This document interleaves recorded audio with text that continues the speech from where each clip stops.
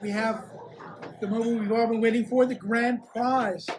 This is a remarkable book, Amsterdam Exposed, An American's Journey into the Red Light District by David Wienir. This book tells the true one-of-a-kind story of an innocent exchange student who moves to Amsterdam, hoping to write a book about the red light district and everything that follows. It's an American abroad story, and it's also a love story, an uplifting tragedy full of humor from beginning to end. It's an Amsterdam survival guide, a sympathetic look at a societal problem, a little piece of policy, a sweet farewell to a world just about gone, and ultimately as close as you can come to a free trip to Amsterdam without leaving your couch. Amsterdam Exposed takes readers deep into the district on a journey never before possible, forever reshaping your understanding of one of the most famous tourist attractions in the world and the women who've worked there. If you've ever spent time in Amsterdam or dream of doing so, please read this book. It's a remarkably crafted book, very, very extremely well written. I was telling David before, it seems like he labored over each word in the book. It reminds me of sort of Catcher in the Rye-esque sort of journey. It's a remarkable book. He's already been contacted by several producers. Hopefully we'll see it in some other form. Please welcome David Wienir. But first of all, I want to begin by saying what an extraordinary evening, Bruce. Thank you. All of us have had these projects that are these irrational acts, these passion projects of a voice that we felt is going to make the world better by us sharing. And I know for me, this book has taken a very long time for me to finally be ready to say I'm willing to share. And I've really been inspired by all of you. As I began thinking about what I wanted to open up with my opening thoughts, a quote came to mind, and that was actually by Salman Rushdie. And he said this: "Books choose their authors. The act of creation is not entirely a rational and conscious one." And I really believe that. And this book, Amsterdam Exposed, which I've spent 18 years writing, is really a reaction to that. This was a book which, the events of this book took place in 1999. I was 26 years old, so it was 18 years ago.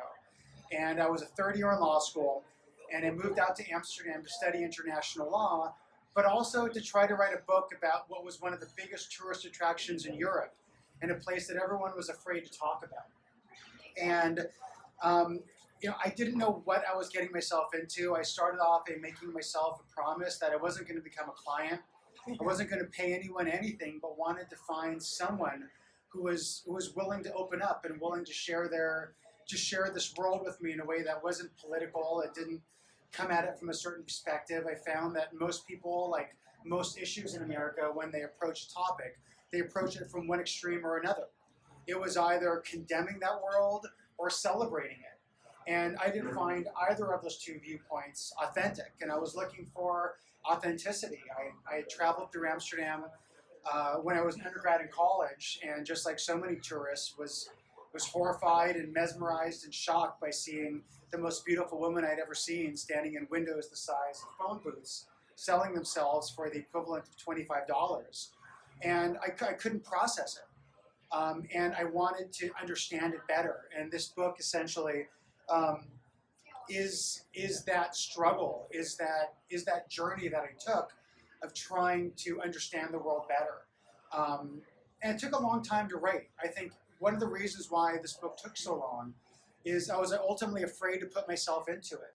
I ended up working at a big international law firm in New York, and ended up representing a lot of major Hollywood clients, both in New York and now here in Hollywood. And to write a book about the red light district, about prostitution, about Amsterdam, was something that wasn't necessarily a part of my journey. But I knew the events mattered. I knew that what had happened to me in these experiences in 1999, there were lessons there that were not just important for me, but I felt important for others to share. And it took a lot of soul searching. And when people had read earlier drafts, everyone said, "This is great, but something is missing." And the one thing that was missing was really me. And at first I didn't understand that. And maybe ultimately it took my getting married and having a little distance from all the feelings to be able to really open up and share how this was a book that was really transformative, not just for the women who I ultimately entered into a special friendship with, but was equally as transformative for me. And I think for all of us, when we write books, it is a struggle. And as much as it's wonderful having a book published, there's something amazing about just working on a book and struggling with our thoughts and trying to figure out, what is the journey that we want to take people on. And I needed this to be my best work. And one of the things that I'm so honored by is being honored by this award, Bruce, being honored by you and this festival is I put everything into this, everything I have, and it's something I'm just beyond honored to be able to share with you. There was something else too that took a long time. Is when I was in 10th grade in high school, I had this English teacher, and I always fancied myself as a good writer. That was always my strength. But when I wrote my first paper, it came back with a C-. And I was horrified because my grades now counted, and I wanted to go off back east and have a great Ivy League career or whatever. And at the time, I was told that that's what mattered, even though wherever you go, it doesn't really matter. You can make your life and all that. And but the guy sat me down and he taught me something, and it was something called word economy. And throughout the whole time I was writing this book, and Bruce, it was something that you mentioned. It was the notion of I needed to find a way of telling the story using the fewest amount of words as possible in order to take the reader on a journey that I wanted. And it was the hardest thing I've ever done. And there were times this book was 130,000 words, then it went down to 50,000, then it went to 85, then it went to 60, then it went to 140, and then ultimately it ended where it ended. And as I carried this book around, it was kind of like dragging this albatross around my neck, because I carried this book around with me for 18 years through so many chapters of my life. And it was finding a way, again, to get rid of anything that wasn't necessary. Even great literary moments to take a reader on that journey that was necessary. And there was another great quote that Thomas Wolfe actually said that I want to share with you, which really affected me as I was writing this book. And what Thomas had to say was, he said this: "What I had to face, the very bitter lesson that everyone who wants to write has got to learn, was that a thing may in itself be the finest piece of writing one has ever done, and yet have absolutely no place in the manuscript one hopes to publish." And I think as writers we can all acknowledge that, is there were beautiful chapters, there were moments in this book that I, at the end of the day, completely got rid of because it wasn't a part of the narrative that I knew was necessary in the journey I wanted you all to go on. And I think probably there were maybe 100 different versions of this book, and to finally be able to share it with you all, and have it something that was so personal and be honored like this, means a tremendous amount. There are a couple other people I have to thank before I wrap up. One of them, of course, was the subject matter of the book. This woman who I call Emma, who had no business talking to a crazy American tourist who wasn't willing to pay her, but somehow found in me some understanding of self that ultimately changed her life and mine. And as I accept this award, I would be, it would be a shame for me not to celebrate this alongside of her. She hasn't read it yet. She doesn't even know this book exists. She's hopefully out there somewhere in Holland, and I hope this is a story that affects her. I know other people in Amsterdam are reading this, and I hope it gets to her, and I accept this award, not just on behalf of me, but on her behalf as well. Second, I want to thank the Hollywood Book Festival.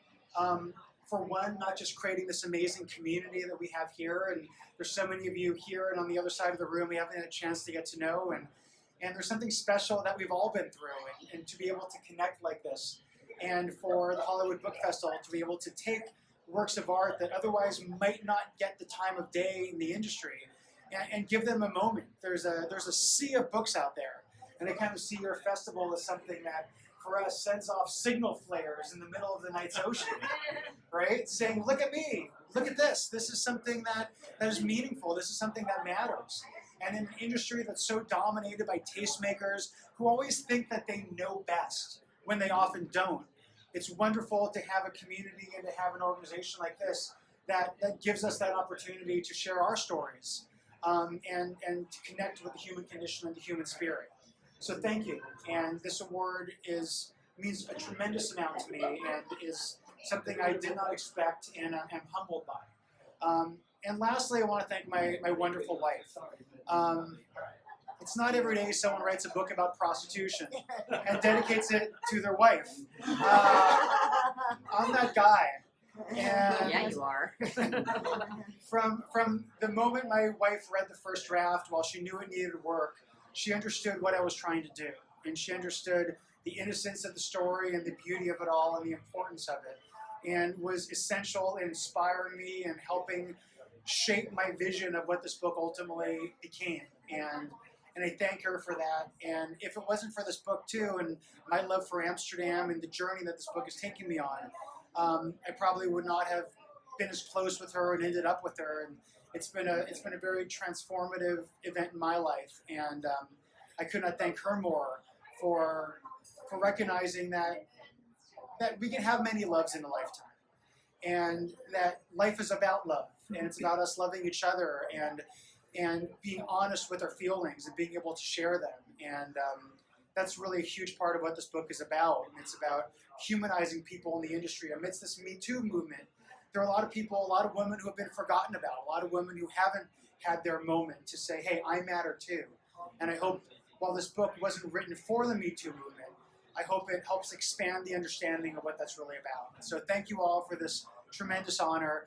I am humbled to be in a community with all of you. So many great books out there. And again, thank you, Bruce, and to the Hollywood Book Festival for giving us a moment where we can all be celebrated and take this wonderful momentum and turn it into something truly special. So thank you all.